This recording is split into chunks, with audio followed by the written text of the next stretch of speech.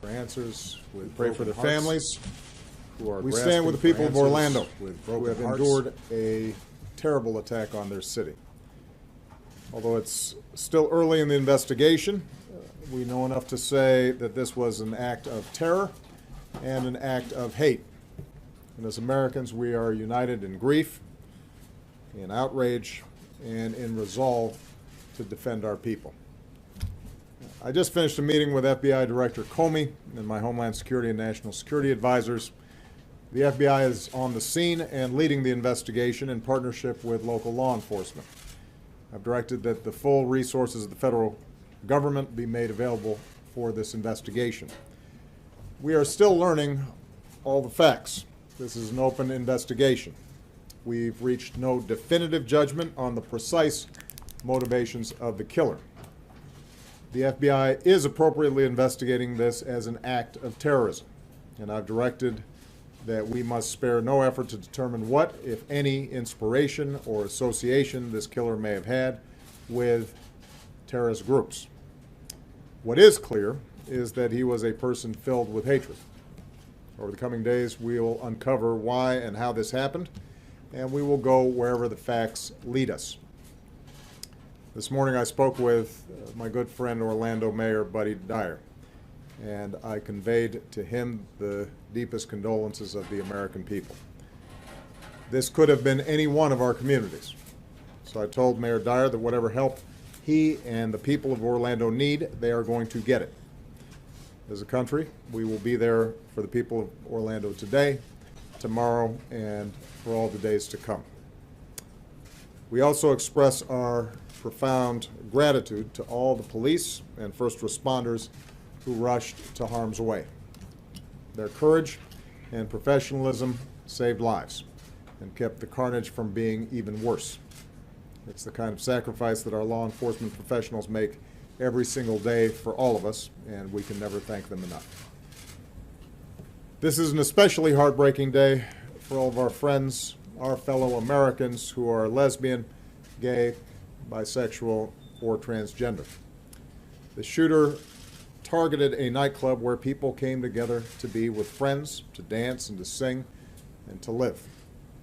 The place where they were attacked is more than a nightclub. It is a place of solidarity and empowerment where people have come together to raise awareness, to speak their minds, and to advocate for their civil rights.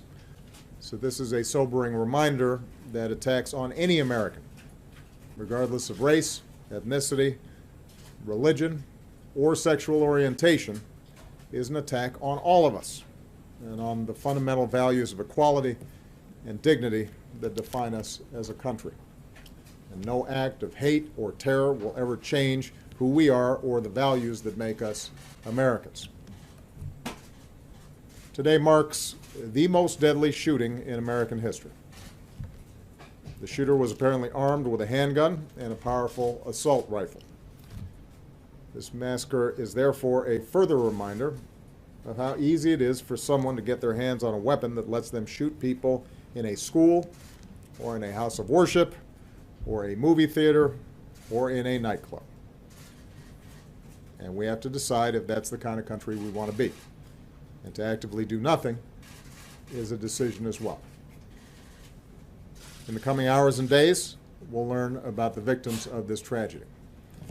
Their names, their faces, who they were, the joy that they brought to families and to friends, and the difference that they made in this world. Say a prayer for them, and say a prayer for their families.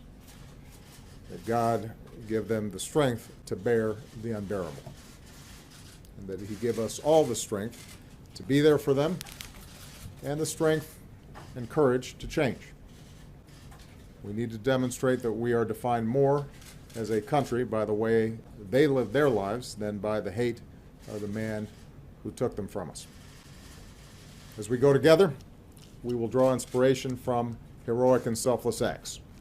Friends who helped friends, took care of each other, and saved lives. In the face of hate and violence, we will love one another. We will not give in to fear or turn against each other.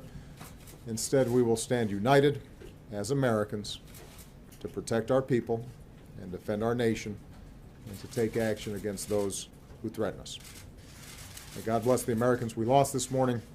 May He comfort their families. May God continue to watch over this country that we love.